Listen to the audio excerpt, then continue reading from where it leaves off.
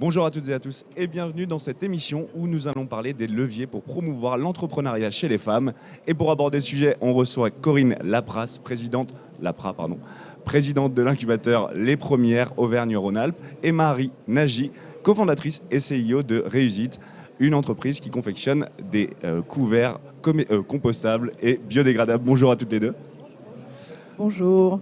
Corinne, en 2019, 40% des créateurs d'entreprises étaient des femmes. C'est un chiffre qui évolue au fil des années, mais qui reste encore en deçà de la moyenne. Comment expliques-tu qu'elles soient moins représentées ? Alors c'est vrai, on parle d'un peu plus d'un entrepreneur sur trois qui est une femme. Les femmes ont toujours été actives. On a toujours eu des femmes commerçantes, des femmes de commerçants. On a reconnu leur activité d'ailleurs en tant que femmes de commerçants assez tard. C'est un peu l'arbre qui cache la forêt parce que parmi ces femmes, on a beaucoup de professions libérales. On a des secteurs d'activité surreprésentés comme le commerce, les professions du médico-social ou les services aux particuliers. En général, elles visent d'abord la création de leur propre emploi et finalement, elles sont beaucoup moins présentes en tant que chefs d'entreprise, c'est-à-dire avec évidemment des emplois, des salariés.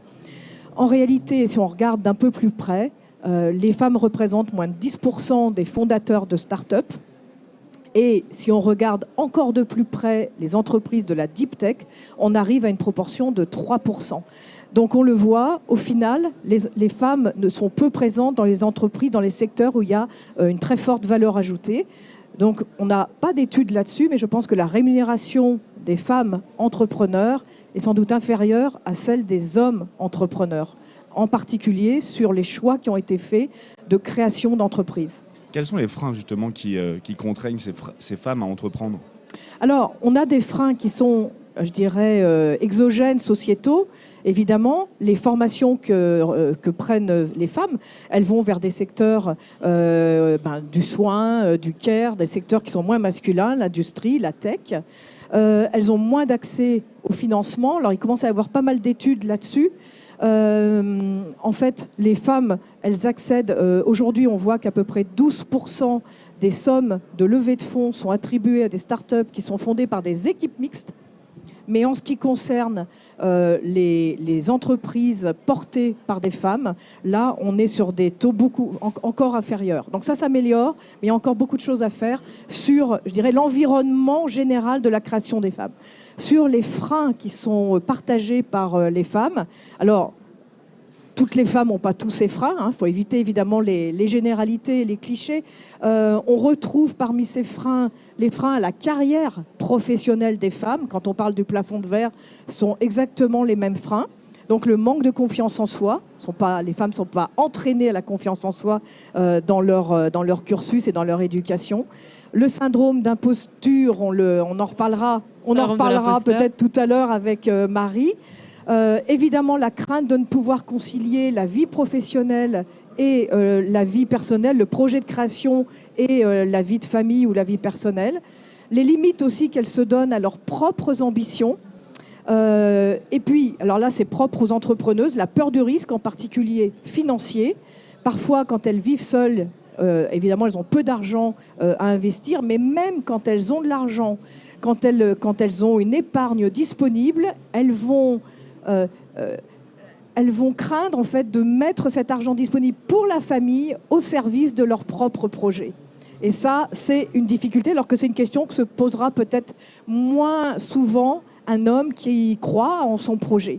Et finalement, on voit que les femmes se projettent non pas là où le marché pourrait les emmener, donc on pourra poser la question à Marie tout à l'heure, mais plutôt là où elles pensent qu'elles peuvent raisonnablement pouvoir arriver. Alors justement, à travers les premières, comment vous les accompagnez et comment vous promouvez l'entrepreneuriat auprès des femmes ? Alors, on est d'abord convaincus que les femmes ont besoin d'un accompagnement spécifique. Si on offre cet accompagnement aux femmes, on est convaincus que là, l'entrepreneuriat, c'est vraiment une voie d'accomplissement et de réussite. Donc ça, c'est vraiment ce qui nous anime chez Première. Donc on veut apporter le meilleur accompagnement possible aux femmes d'Auvergne-Rhône-Alpes, aux entrepreneurs femmes et équipes mixtes, toutes celles qui veulent créer et développer des entreprises start-up avec un fort objectif d'impact à la fois environnemental et sociétal, donc bien sûr avec de la création d'emplois.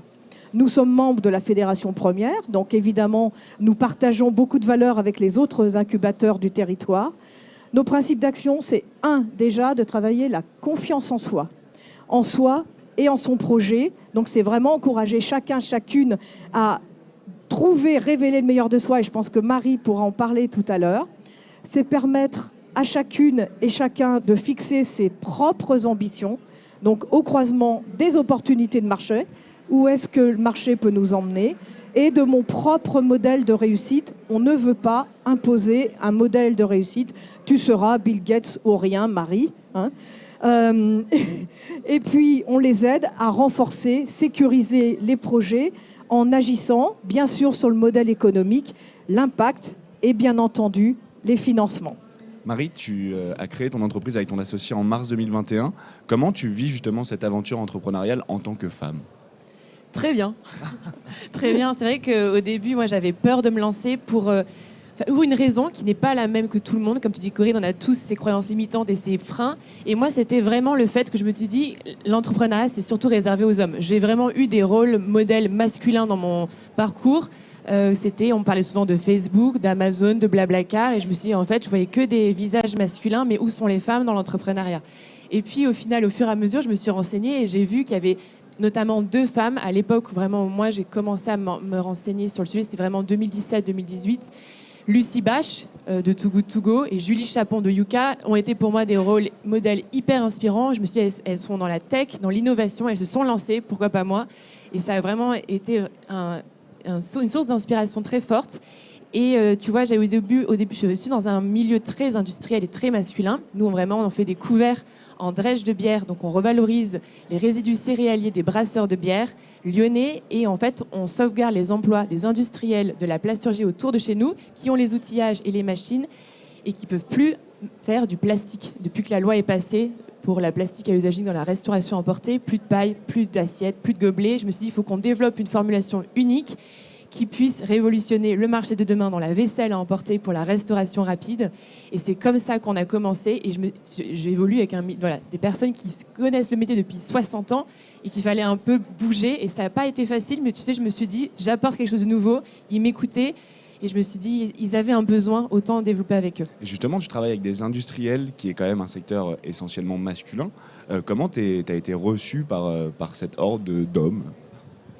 Au début, quand on est allé les voir en 2020, au tout démarrage, quand la loi est passée, ils m'ont dit on fait des millions de couverts pour les industriels agroalimentaires, les barquettes, les couverts. Marie, on est à 0 de chiffre d'affaires, ils ne nous commandent plus. Il faut absolument qu'on fasse quelque chose, il faut développer une nouvelle formule. Nous, on a tous les outillages. Et au contraire, on a été très bien reçus parce qu'il y avait un triple besoin à cette époque-là.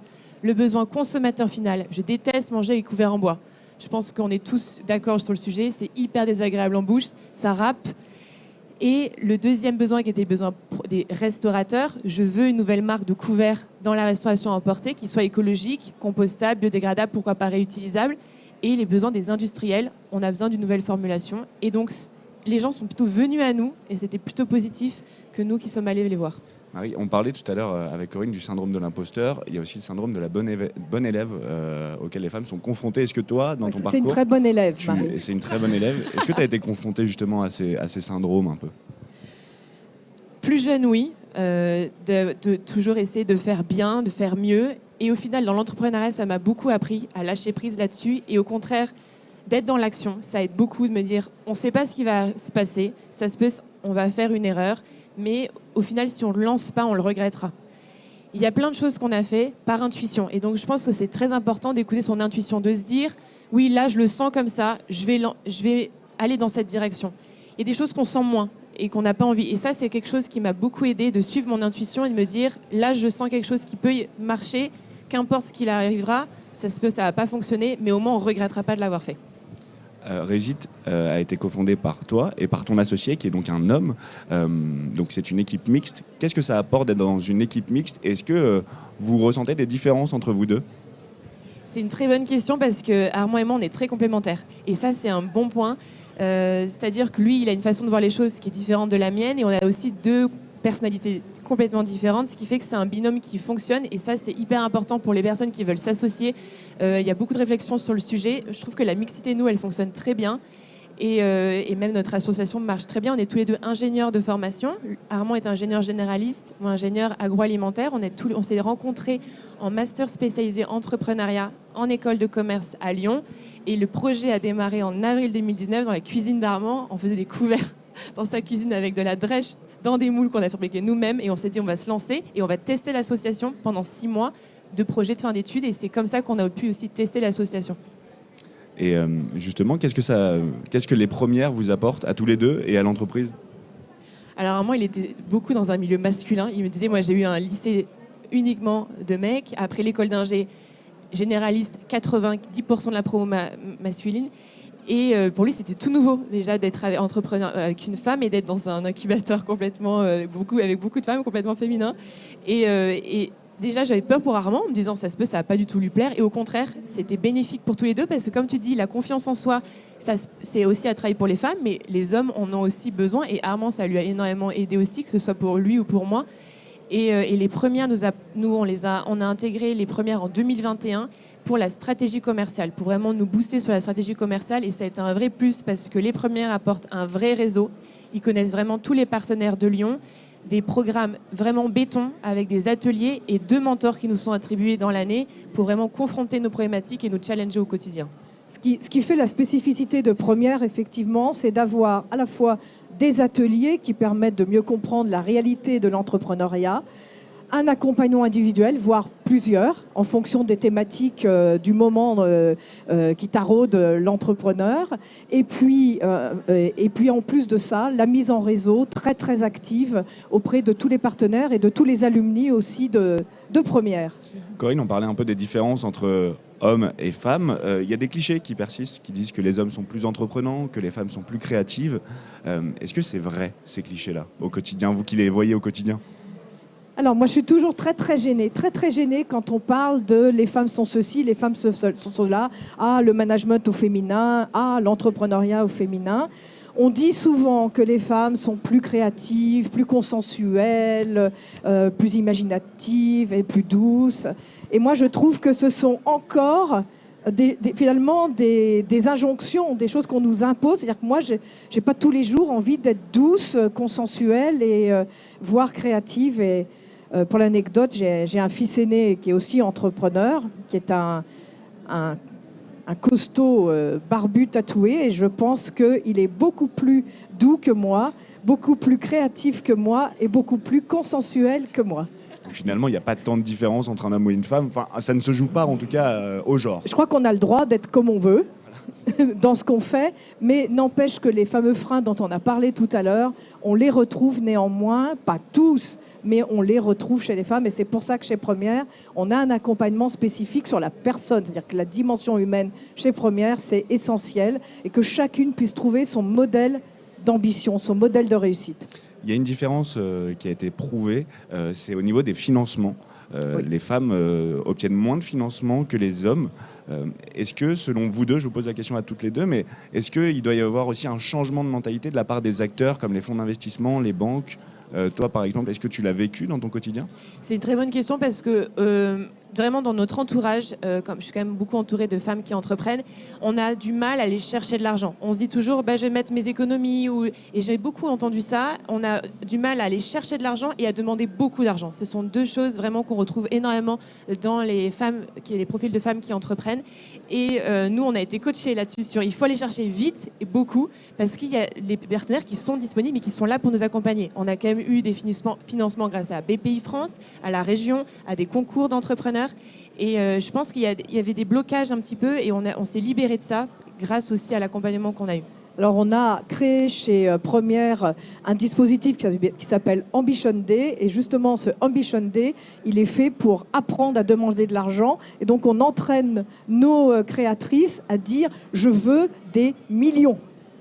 Oui, c'est dur, mais je veux des millions. Et alors, qu'est-ce qu'elles te répondent, les banques et les fonds d'investissement, quand tu dis « je veux des millions » ? Alors déjà, il faut demander pour quel type de qu'est-ce que ça va financer. Donc les banques, les fonds, les subventions, les concours, ils ont tous un raisonnement différent. Et ça, il faut aussi être amené à savoir que les banques, ils ont un fonctionnement différent et on est coachés, on nous apprend à aller voir une banque avec un business model, avec un BP, quelque chose qui sont très carrés, alors qu'un fonds va aller voir aussi avec un pitch deck, avec une présentation. Tout est extrêmement différent et les concours de pitch, quand on monte sur scène et qu'après, à la fin, on a une récompense, que ce soit un prix, un chèque ou un cadeau, c'est pareil, c'est des choses, on apprend à pitcher sur scène. Donc à chaque fois, pour chaque acteur financier, on a un process très particulier. Justement là-dessus, vous disiez toutes les deux que les femmes doivent aussi changer et dire je veux des millions. Est-ce qu'il y a aussi un changement de mentalité de la part des fonds d'investissement, des banques, de ces acteurs-là, de ces acteurs financiers ? Alors, changement de mentalité, je ne sais pas, mais en tout cas de mixité de ces populations. Parce que très souvent, dans ces secteurs, ce sont des professions très masculines. Donc, forcément, à chaque fois, la mixité apporte quelque chose, en fait.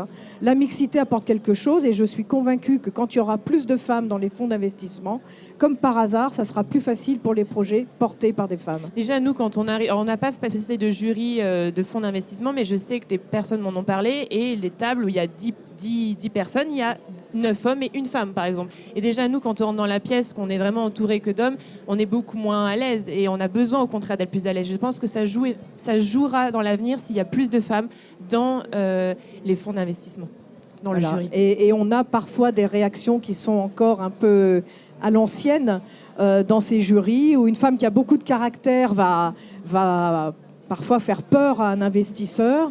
Ou alors, donc nous, la marge, elle est étroite, en fait, entre être présente et suffisamment motivée, mais ne pas faire peur. Il faut trouver le juste équilibre. Le juste équilibre, complètement.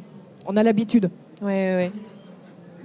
Corinne, justement, à côté de ton rôle de présidente des Premières, tu es aussi entrepreneur depuis 2006. Oui, j'ai créé mon entreprise en 2006. Est-ce que tu as vu un changement de mentalité, justement, par rapport à l'entrepreneuriat féminin et aussi à la mixité ? Alors, j'ai vu surtout un grand changement d'écosystème. C'est ça que je vois vraiment très différent depuis 15-16 ans. La première différence, c'est qu'aujourd'hui, il y a des structures d'accompagnement, comme les Premières, pour accompagner les femmes entrepreneurs. Et ça, c'est évidemment formidable. J'aurais adoré, en fait, pouvoir rentrer chez Premières à l'époque. Ça n'existait pas. Ensuite, on a une éclosion de femmes modèles. On a eu d'abord les femmes dans le numérique, tu en as parlé, Julie Chapon, Yuka. On commence à voir aussi des femmes entrepreneurs issues des deep tech. Très important, les deep tech. Le Première, justement, a un programme spécifique. On commence à voir, ça y est, des femmes business angels, donc FBA en particulier. Et puis, on commence à voir des fonds dédiés aux projets féminins. Donc, tout ça, c'est un écosystème qui, je l'espère, va favoriser l'entrepreneuriat. Ce qui est très important aussi, c'est que les structures, les entreprises, alors les collectivités, les institutions et même les acteurs privés ont compris aussi l'intérêt de soutenir l'entrepreneuriat féminin.